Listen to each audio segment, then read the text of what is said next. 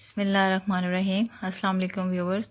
आज मैं ये वीडियो इसलिए स्टार्ट कर रही हूँ ताकि मैं लोगों के अंदर ये अवेयरनेस पैदा कर सकूँ कि क्यों लोग अगर एक प्रॉब्लम का शिकार हो गए, यानी एक डिज़ीज़ में सफ़र करने लगते हैं, तो उसके बाद ट्रीटमेंट करवाने के बावजूद कि वो क्योरिटी हासिल करें, बल्कि वो आहिस्ता आहिस्ता और बहुत सारे जो है ना डिजीज़ के अंदर जो सफ़र करने लग जाते हैं। फॉर एग्ज़ाम्पल, एक शख्स जो है वो गाउट का शिकार हुआ तो उसका ट्रीटमेंट स्टार्ट किया तो आहिस्ता आहिस्ता स्टमक पेशेंट बन गया, और स्टमक का ट्रीटमेंट उसके साथ साथ वो भी स्टार्ट हो जाता है, और करते करते वो किडनीज़ के प्रॉब्लम्स का भी शिकार हो जाता है। तो इस तरीके से जो है ये बहुत सारे प्रॉब्लम्स, यानी एक के बाद दूसरा, दूसरे के बाद तीसरा, ये मुख्तलिफ प्रॉब्लम्स उसके स्टार्ट हो जाते हैं, और करते करते वो पूरा हॉस्पिटल बन जाता है, और एटलीस्ट उसकी डेथ हो जाती है, और वो तमाम ज़िंदगी इन तमाम पेन्स के साथ जो है वो गुजार देता है, और मेडिसिन उसका मुकद्दर बन जाती हैं जो हमेशा उसको लेनी पड़ती हैं। अब इस चीज़ का क्या सॉल्यूशन होना चाहिए? इस चीज़ का बेहतरीन सॉल्यूशन जो है वो तो मैं बाद में आपसे डिस्कस करती हूँ। फ़र्स्ट ऑफ़ ऑल तो ये कि ये प्रॉब्लम ऐसा होता क्यों? इसकी मेन रीज़न जो है वो रॉन्ग मेडिकेशन है।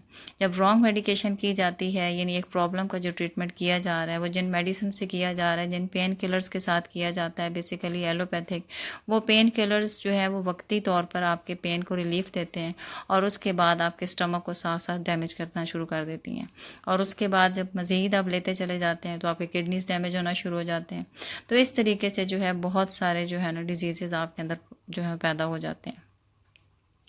इसका बेहतरीन सलूशन ये है कि आपको जो बेस्ट इसके लिए तरीका इलाज है, जहाँ तक जो मैं डायग्नोस करना चाहूँगी आप सबको, जो मेरा एक्सपीरियंस काम करता है, और बहुत सारे लोग भी कहते हैं कि उसके अंदर होम्योपैथिक ट्रीटमेंट है। क्योंकि होम्योपैथिक ट्रीटमेंट एक ऐसा ट्रीटमेंट है कि जिसके अंदर किसी भी पेशेंट को जो मेडिसिन दी जाती है वो इंतहाई पोटेंटाइज्ड फॉर्म में होती है। वो इतनी ज़्यादा सॉफ्ट फॉर्म में होती है कि वो क्रूड फॉर्म में नहीं है। वो आपकी बॉडी में जाकर आपकी बॉडी के अंदर जो आपकी अपनी इम्यूनिटी है वो उसको पुश अप करती है। वो सिर्फ उसे पुश अप करने का काम करती है, और उसके बाद खुद ख़त्म हो जाती है। और जो आपकी अपनी इम्यूनिटी है, जो खुद आपको बीमारियों से बचाती है, वही आपकी उस डिज़ीज़ को क्योर करती है। यही वजह है कि होम्योपैथिक मेडिसिन से जो ट्रीटमेंट किया जाता है, और कहा जाता है कि उस मेडिसिन को लेने से जो है आपको नुकसान नहीं होता। नुकसान इसी वजह से नहीं होता क्योंकि वो आपकी अपनी इम्यूनिटी को पुश अप करती है। वो खुद जो है वो आपकी डिज़ीज़ को क्योर नहीं करती। जब आपकी खुद अपनी इम्यूनिटी अपनी ही डिज़ीज़ को ख़त्म करती है, जिस बेस पर उन मेडिसिन्स का कोई साइड इफ़ेक्ट नहीं होता, और आप बड़े पोलाइट तरीके से जो है अपनी प्रॉब्लम से जो है क्योरिटी भी हासिल करते हैं, और पुरसकून तरीके से जो है आप शिफा हासिल कर लेते हैं। आप मज़ीद बीमारियों में जो मुब्तला नहीं होते।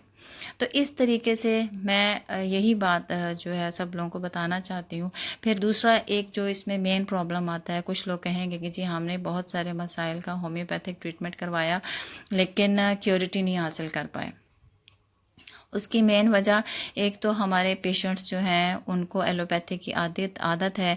वो लोग जो भी प्रॉब्लम होता है वो अपनी डिज़ीज़ की फॉर्म में बता देते हैं, यानी वो एक डिज़ीज़ बता देते हैं कि फॉर एग्जांपल जी हम लोगों को नाज़िया की ये नाज़िया हो रहा है, या हमें गाउट्स का प्रॉब्लम है, या कोई भी इस तरह डिज़ीज़ बताते हैं। बेसिकली होम्योपैथिक ट्रीटमेंट है सिम्टम्स का।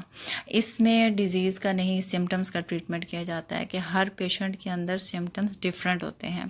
फॉर एग्जांपल, अगर आप टेम्परेचर कोई लेते हैं तो एलोपैथिक में तो आप टेम्परेचर के लिए जो है पैनाडोल या कुछ इस तरीके से, या साथ कोई एंटीबायोटिक मेडिसिन वो दे दी जाती हैं और उसको क्योर किया जाता है। लेकिन होम्योपैथिक के अंदर हम सिम्टम्स, उसमें सिम्टम्स को देखा जाएगा कि किस तरह के सिम्टम्स आ रहे हैं। टेम्परेचर जो है वो किन टाइमिंग्स पे ज़्यादा अप हो रहा है या डाउन हो रहा है, उसके अंदर हेड गर्म है या ठंडा है, या पाँव आपके ठंडे हो रहे हैं, या ज़बान का कलर किस तरह का है, उसको प्यास कितनी लग रही है, बिल्कुल नहीं लग रही या लग रही है, मरीज़ में बहुत ज़्यादा बेचैनी है, या मरीज़ बिल्कुल खामोश एक साइड पे पड़ा रहता है। मींस डिफरेंट सिम्टम्स हैं। तो वो जो तमाम सिम्टम्स होती हैं, जब पेशेंट जो है वो सही तरीके से देता है तो उस सूरत में जो है उसका ट्रीटमेंट बिल्कुल सही तरीके से होता है, और वो अल्हम्दुलिल्लाह मुकम्मल क्योर हो जाता है। लेकिन इसके साथ जो दूसरा मेन इशू आता है कि कुछ लोग कहते हैं कि मैं दोबारा उसी बात की तरफ आती हूँ कि हमने ट्रीटमेंट करवाया लेकिन हम क्योर नहीं हुए। उसकी एक रीज़न तो मैंने आपको बताई कि वो एग्जैक्ट सही सिम्टम्स जो है ना वो नोट नहीं कर पाते और दे नहीं पाते, क्योंकि उनकी रूटीन नहीं बनी होती सिम्टम्स देने की, और दूसरा वो सही नोट नहीं कर सकते होते। अगर आप इसी मेंटालिटी के साथ कि आपने होम्यो ट्रीटमेंट करवाना है और आपको जब प्रॉब्लम हो तो आप अपनी सिम्टम्स को अच्छे तरीके से नोट करें कि आपकी सिम्टम्स जो हैं वो किन टाइमिंग्स पे ज़्यादा होती हैं, किन टाइमिंग्स पे कम होती हैं, किन चीज़ों से जो है ना क्या क्या चीज़ें उसमें डिफरेंट हैं। तो वो चीज़ें जब नोट करते हैं तो वो अपने डॉक्टर को जब आप बताते हैं तो उसके बाद वो आपकी सही वाली मेडिसिन जो है वो आपको डायग्नोज कर सकता है। फिर दूसरा इसमें जो मेन रीज़न आता है कि हमारे यहाँ कुछ होम्योपैथिक डॉक्टर्स जो हैं वो अच्छी किस्म के नहीं हैं, क्योंकि वो प्राइवेट घरों में बैठकर बनने वाले होम्योपैथिक डॉक्टर्स हैं। तो ऐसी सूरत में वो डिग्री होल्डर्स हैं, वो होम्योपैथिक डॉक्टर्स नहीं हैं। तो उन डिग्री होल्डर्स के पास जब आप जाएंगे तो यकीनन वो आपका सही तरीके से ट्रीटमेंट नहीं करेंगे, या तो वो आपको सिम्टम्स लेकर आपको शो होम्योपैथिक करेंगे लेकिन देंगे आपको अंदरूनी खाना एलोपैथिक मेडिसिन, और वो आपको मज़ीद ख़राब कर देती हैं। तो इसके लिए आपको एक अच्छे होम्योपैथिक डॉक्टर का इंतखाब करना चाहिए।